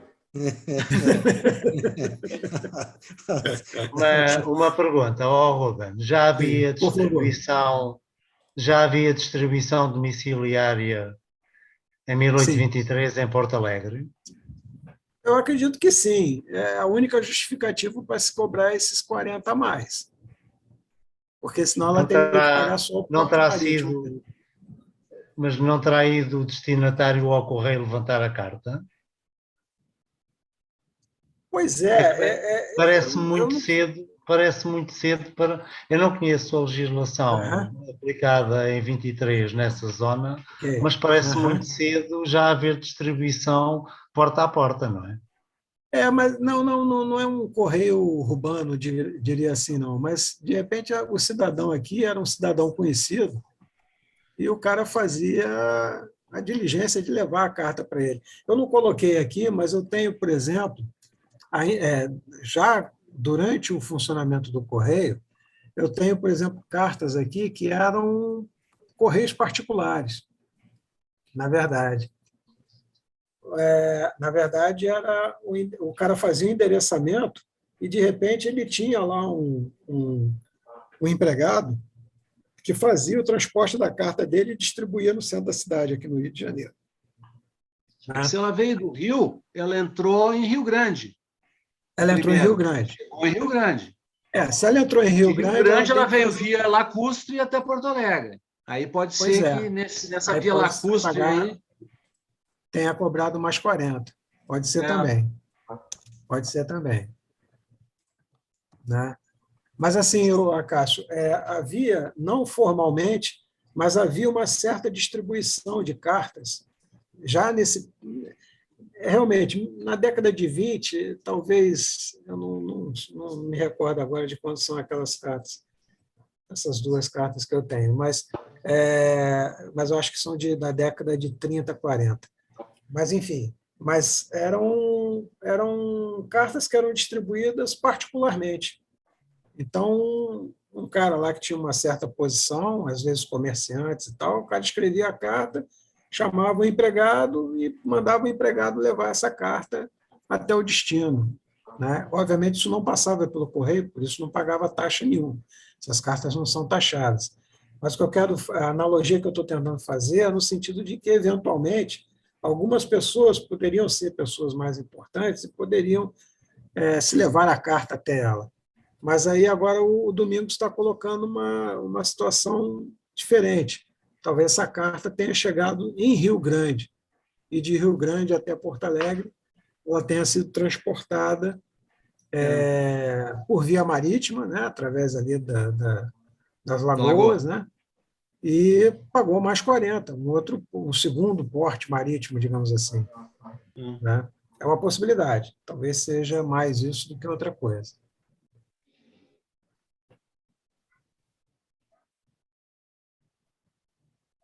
Vamos pesquisar. Vamos pesquisar. 123. Agora, Acácio, aquele porte lá daquela carta, realmente eu não tenho outra base, porque atrás ela não tem nada, infelizmente. Sim, então, mas eu coloquei a questão por uma razão muito simples. As cartas de Portugal para o Brasil, aí até o aparecimento dos selos dos olhos de boi, não são nada fáceis de encontrar, são muito difíceis. Sim. Eu, assim, na memória, tenho 2 ou 3 vistas apenas até hoje. E todas elas têm a taxa de paquete de correio marítimo, até ao reconhecimento por Portugal da independência do Brasil, que era de 80 reis. E que ou era paga à partida ou à chegada, e as que eu conheço têm todas o carimbo 80 posto em princípio em Lisboa. Essas que o Rubens nos mostrou não têm. E, de facto, escapam a esta lógica, não é? E como não tenho termo de comparação com outras cartas, não é? Ou seja, isto é uma situação para a qual nós não temos termo de comparação, não é? As cartas não aparecem por aí, não é? Pois é, eu conheço 2, tenho aqui à minha frente as imagens dela, não são minhas, e tem a taxa de 80 do aviso, paquete marítimo, de Lisboa para o Brasil. que era 80 réis. Nem sequer era a taxa interna, era a taxa de paquete Isso. marítimo. Essas não têm, nem uma coisa nem outra, não é? Não tem, não tem. Como não conheço mais nenhumas, também não sei bem. Conheço a legislação, mas depois não tenho cartas para perceber como é que os Correios a tratavam, não é? Pois é, esse é um grande problema, né? O volume de material, né, que a gente tem para manipular, ele é muito restrito, né? Mesmo que você fique procurando, mesmo que você não as tenha, né, mas que você procure em outras coleções ou em alguns artigos, coisas do tipo, elas Eu estava aqui a são ver, muitas. estava aqui a ver o livro do Frazão. O Ruben Sim, conhece o Frazão, não é? sim, sim, O que claro. tem a pré-filatelia do Brasil. Mas ele não tem Aham, nenhuma carta destas, não é? Eu, assim exato. que tiver a oportunidade, já lhe Isso, pergunto se ele já viu alguma. isso, reclama com ele lá, pô. Diz que ele tem que resolver esse pepino para a gente aí. Já resolveu tantos outros, pô, está na hora de resolver esse. Pois. O Júlio Assim que eu também, o tiver a Júlio é bom. oportunidade, O Júlio devia também correr atrás aí dessas legislações aí, Júlio. Pô, sim, você que é o sim, cara sim. que fuça tudo aí, tem que achar isso aí, cara. Sim, sim. Porque realmente.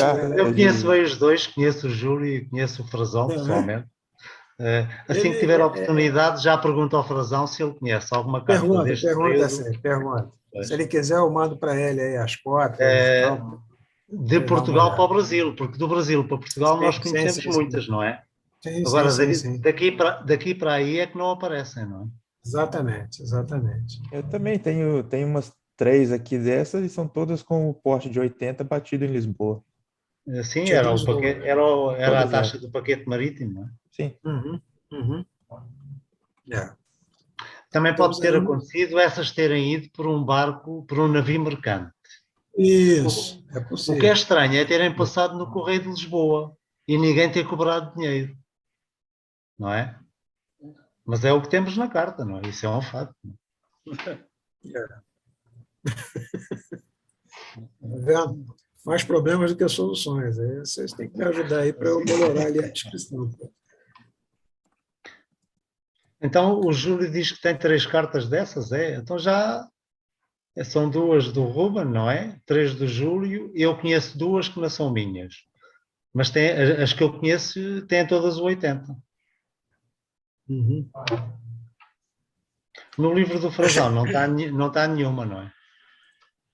Todas as suas têm 80, Júlio? Todas elas têm a As que marca eu tenho 80? aqui, uma de 1820 e outra de 1813. Estou já com 80. Com 80. Uhum. As que eu tenho são de 1818. As que eu tenho aqui as imagens. E também têm o 80. Só. No livro do Frazão não há nenhuma destas, de maneira. Temos aí. Conversa Eu com o creio que também Frazão. há por aí uns artigos do José Paulo Sobrinho.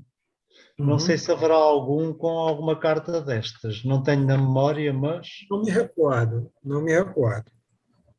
Não me recordo. Né? Agora, gente,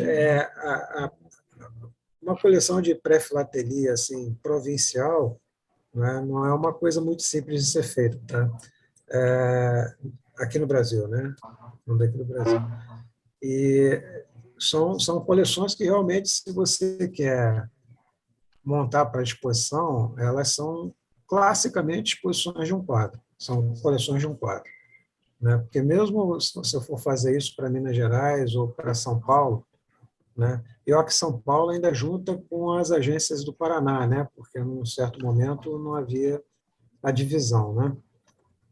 São as três que você ainda conseguiria, né, montar 16 páginas que fossem minimamente consistentes e que não fossem muito repetitivas, porque as demais províncias simplesmente você não consegue fazer isso. Né? E mesmo assim, eu acho que São Paulo seria difícil fazer, mas talvez desse para fazer. Em Minas Gerais a mesma coisa, porque sempre vai cair naquele problema que vale também para essas outras províncias, da existência das marcas, mas essas marcas existirem, às vezes, uma peça, 2 peças só conhecidas. E aí esse material não está não está no mercado, ou quando está no mercado tem um preço, né, muito elevado. Então, você não tem a condição da aquisição do material para efetivamente montar uma coleção expositiva. Essa é uma dificuldade. Né? Essa é uma dificuldade. E aí, se você for muito rigoroso, né? E se você ainda for muito rigoroso na qualidade das peças, aí é que tu não monta mesmo. Né? Aí tu não monta mesmo. Que aí, assim, se a gente vai... o César quer falar lá. Só um instantinho, César.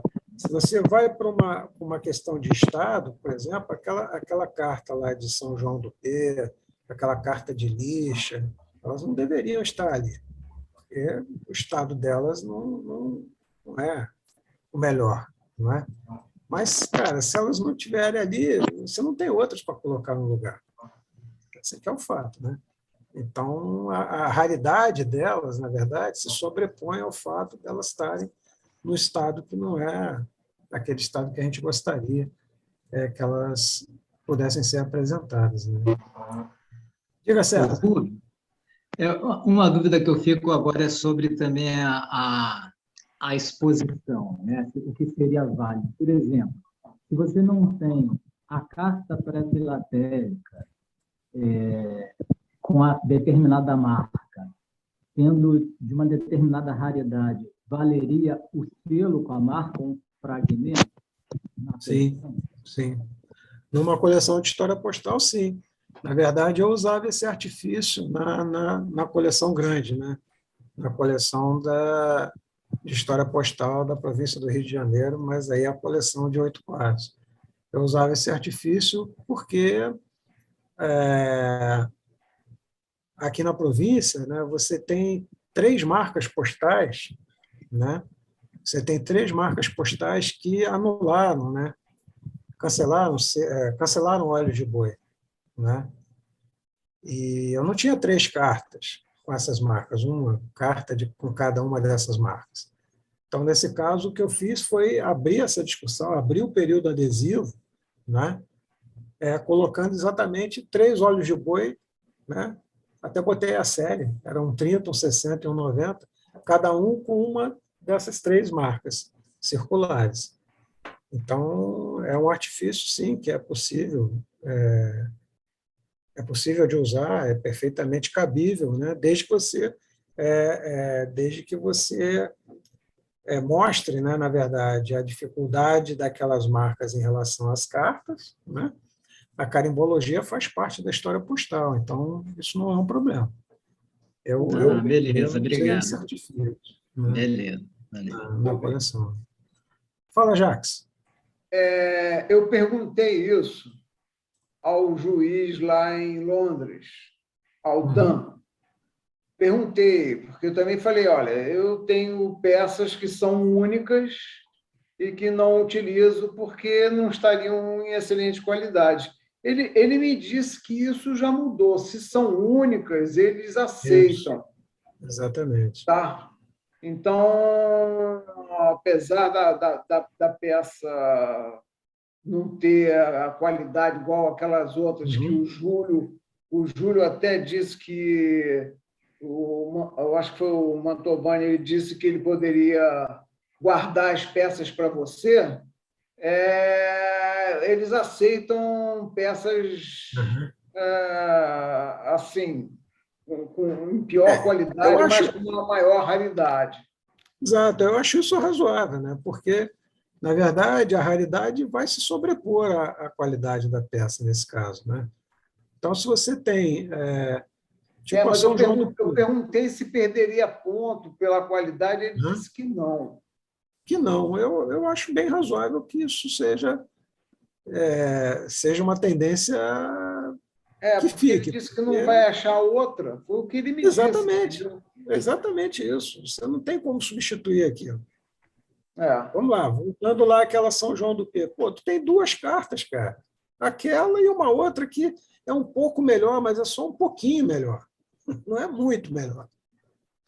É que a minha é meio esticada, né? A outra é mais quadradinha, então aparece menos, né, a marca. Mas e aí? Aí você, não, vou ignorar o São João do P porque as marcas são feias? Não, eu entendo que, nesse caso, a raridade dela justifica o fato de você estar usando uma peça que tem uma qualidade menor. É sempre aquilo, né? Que eu falei uma vez aí quando a gente estava discutindo história postal. O que você não pode é, por exemplo, ter digamos, uma carta com um Dom Pedro R$ 100 feia. Aí isso não justifica, porque existem milhares de cartas, né, de R$ 100 de Dom Pedro, poxa.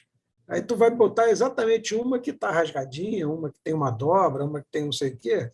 Porra, aí não justifica, porque você tem condição de ter uma carta melhor do que aquela, uma carta bonitinha, limpinha, sem dobra, sem rasgo. Aí tudo bem, você tem escolha. Nessas peças que são únicas ou quase únicas, uma de 2, uma de 3, até uma de 5, vamos lá. Não dá, cara. Você tem que usar aquilo que você tem. É a mesma coisa, é a mesma coisa em relação, por exemplo, às cartas de correios militares. Porra, como é que você quer que as cartas estejam bonitas? Se o cara estava lá no fronte tomando tiro, o cara está com a carta no bolso, caiu em cima, rolou lá naquela lama toda, e tu ainda quer que a carta esteja branquinha, bonitinha? Não vai estar, bicho, não tem como. Você tem que aceitar que a carta vai ter lá um certo grau de pobreza estética, vamos chamar assim, porque é natural. Você está vindo de uma situação, né? Uma situação. Nesse Cara, não caso, tinha dá como até para preservar. desconfiar da carta, né? Se ela não tiver nenhuma marca, né? Exatamente, exatamente. Se for uma carta muito limpinha, muito bonitinha, você já fica pensando se o cara foi para a guerra mesmo. Porque não faz sentido, pô, né? O cara tomando tiro lá e falou, pô, tem que guardar minha cartinha aqui. Tá. Não é assim que funciona.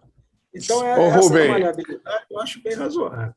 Rubem, Sim, inclusive na introdução da minha coleção da Revolução de 32, isso. eu justifico o estado de muitas das cartas exatamente nesse princípio, né? A gente tem até conversado.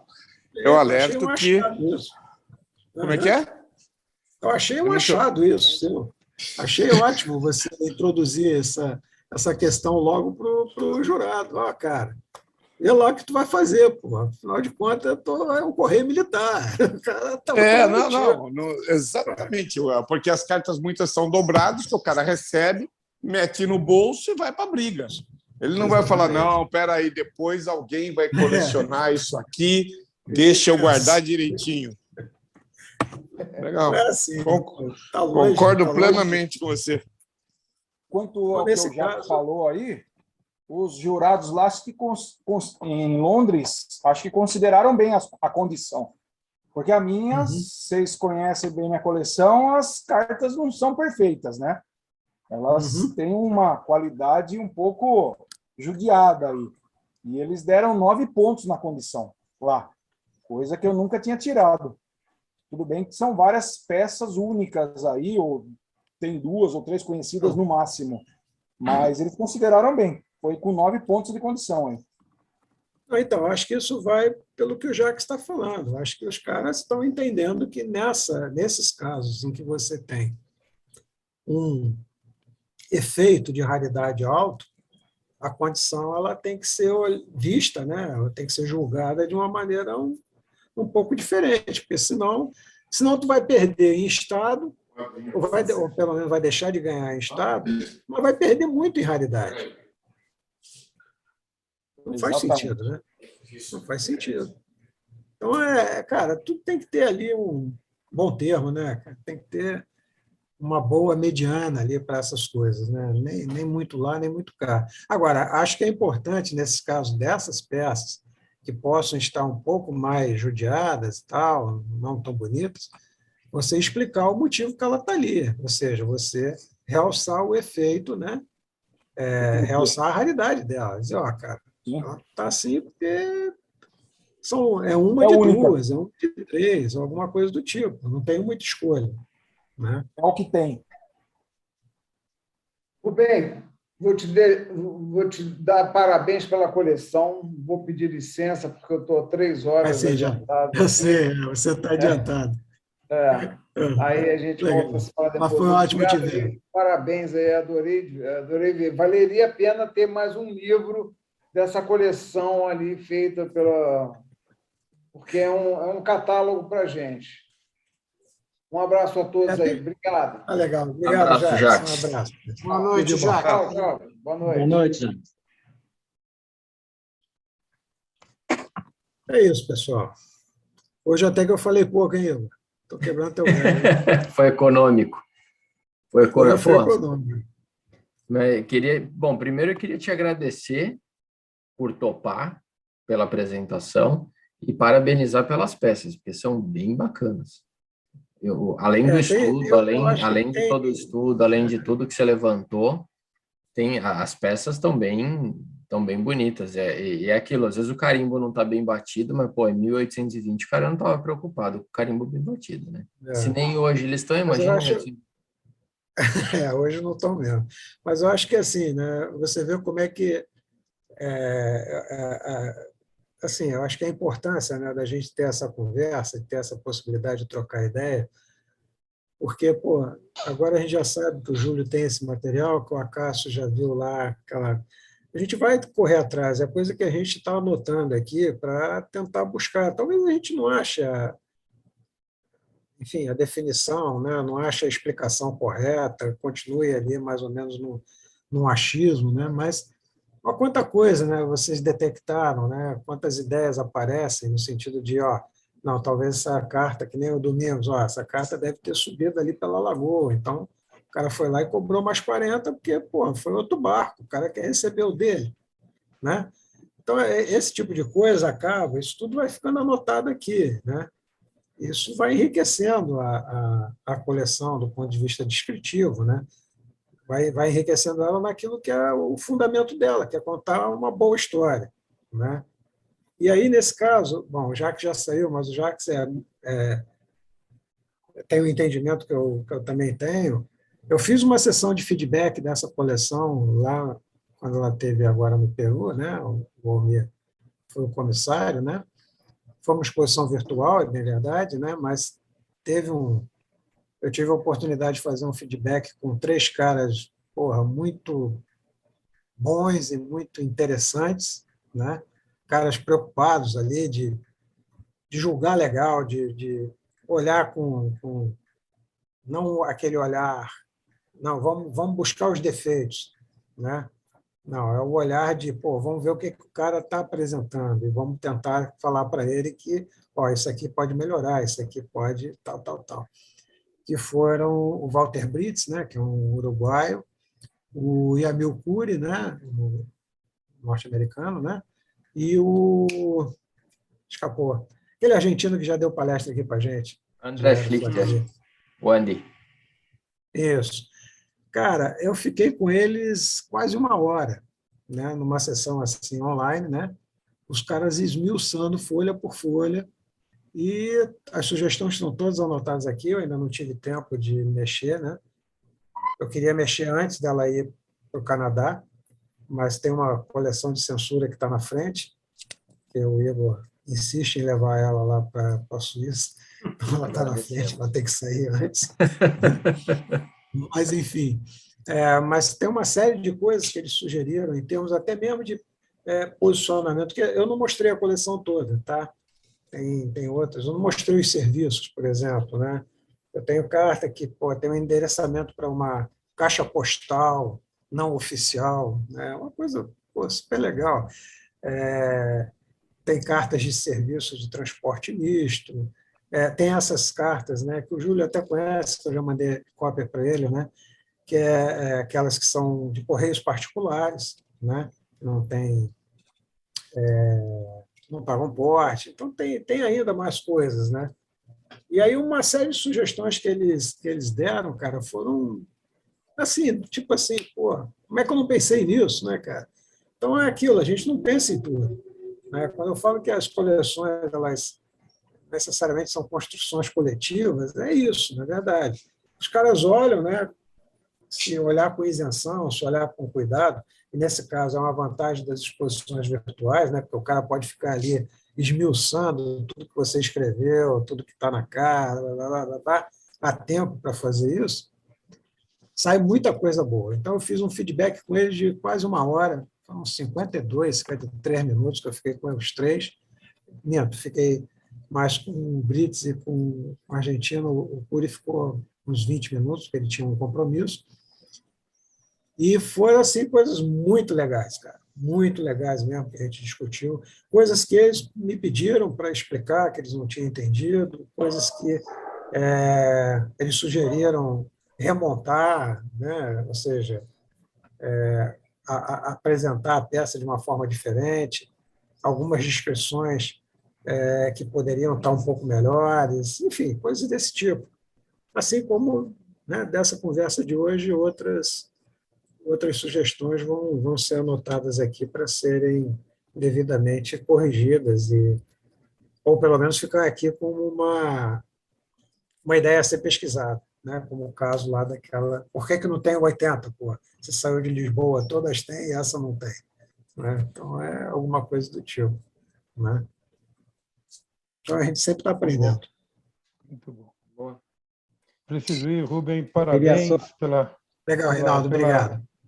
Desculpa estar te deixando agora, mas eu tenho um compromisso agora. Nada, que isso. Valeu, parabéns mesmo, viu? Tchau, tchau. Legal, obrigado, Luiz. Obrigado. Tchau, tchau. O Rubem, é uma maravilha, rapaz. Muito bacana esse bate-papo aí. Show de bola. Parabéns pela coleção, legal, obrigado, pela facilidade em transmitir. E muito bom o papo aí. Valeu, gostei. Legal, obrigado aí a você, a SPT e a todo mundo. Tem futuro, né, César? César, tem futuro, César. Rapaz, né? Tem. Ô, César, agora a gente está esperando a tua BN, porra. Tem que ter duas Já cobrei e ele só esquiva. Não, Igor. Olha, a gente pode fazer chantagem se vocês quiserem. Não.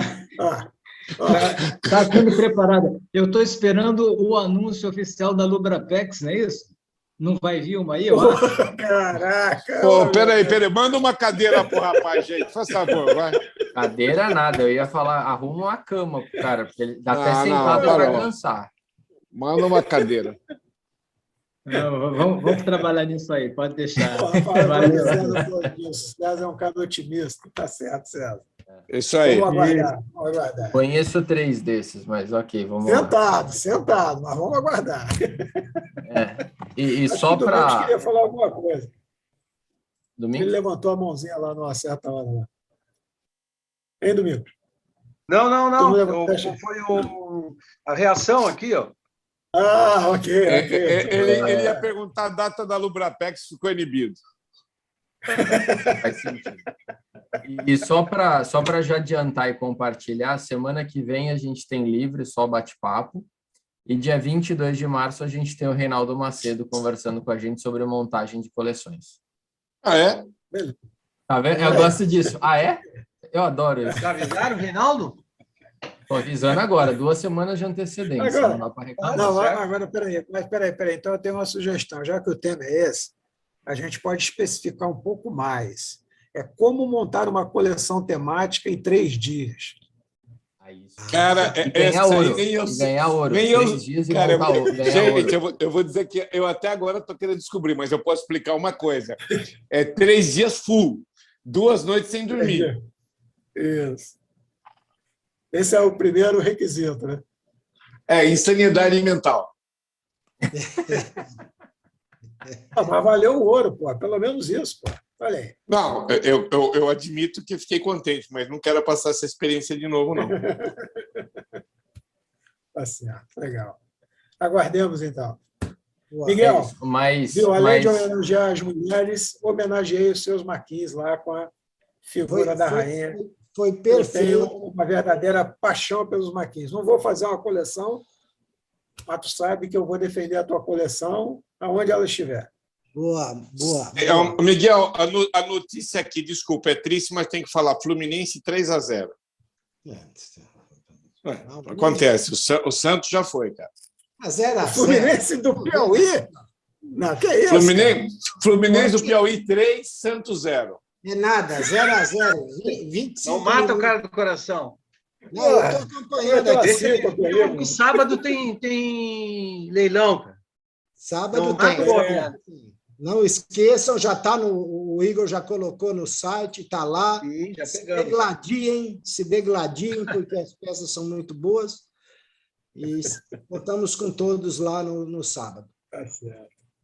Legal. E no dia 9, o doutor Rogério não abriu a boca, ele ligou a câmera, pôs uma tarja preta e não falou nada.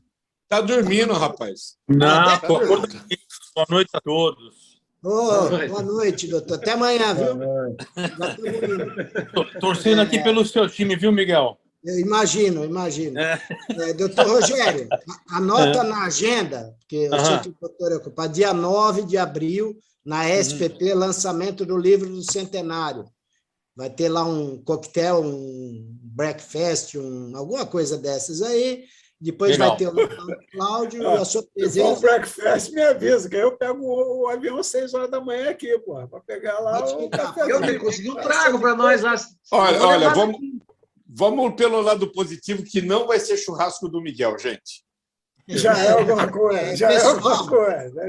Se o negócio é pessoal, nós vai comer bife duro da próxima vez. Pode deixar. Já comigo. Ô Macedo, depois só lembra, por favor, de me comentar qual vai ser o tema da palestra daqui 2 semanas, tá? É montagem de coleção, mas fique à vontade. O tema você já falou, eu só preciso inventar agora o que falar. Aqui é o contrário, rapaz. A gente constrói a palestra em função do tema que é colocado. Então eu vou fazer uma sugestão. Ô, Tony, você está no mudo. Isso, fica no mudo, Tony, pelo amor de Deus. Você quer falar, Tony? Você estava no mudo. Tem mais. Acho que ele estava falando com alguém. Então tá. Ô, Macedo, aquela palestra que você tinha, que a gente conversou um tempo atrás, se eu bem me lembro, você fez na SPP, que era como melhorar a descrição das peças, que você ia acrescentando informações a cada slide. Não sei se você lembra no texto. Aquela é bem bacana. Lembro. Ok, vou resgatar aqui. Eu acho que agrega também bastante ao que o Rubem falou hoje também, até as descrições das peças dele. Legal. Legal. A gente precisa ideia. Em inglês, porque eu não tive tempo de traduzir, tá? Mas então foi um tranquilo. Aqui todo mundo speaks alguma coisa. Pois é. Menos tudo bom. Miguel, você é o rei do Maquin, rapaz. Não vem. Começou com o Maquin, matou o Miguel. Eu não esqueço o seu Neumann, quando eu estava fazendo Segunda Guerra, o pai do Cláudio, aí eu fazia a Alemanha, né? Período do Reich e tal, aí estava sempre perguntando alguma coisa. Aí um dia ele olhou para mim e falou assim, você não fala alemão? Por que coleciona alemão? Tá vendo? Okay. Mas a gente tem os assessores para assuntos. Isso. Hoje tem o Google. Agora tem o Google também, que ajuda um pouquinho. Legal, pessoal. Beleza, então maravilha. Obrigado. Parabéns, Rubem. Parabéns. Muito obrigado, brigadão. Obrigado por compartilhar a coleção e o conhecimento.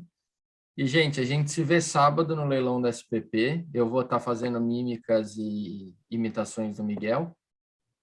E na terça que vem a gente está aqui junto de novo. Beleza. Um abraço a todos. Valeu, pessoal. Parabéns, Rubem. Um abraço. Rubem, parabéns. Tchau.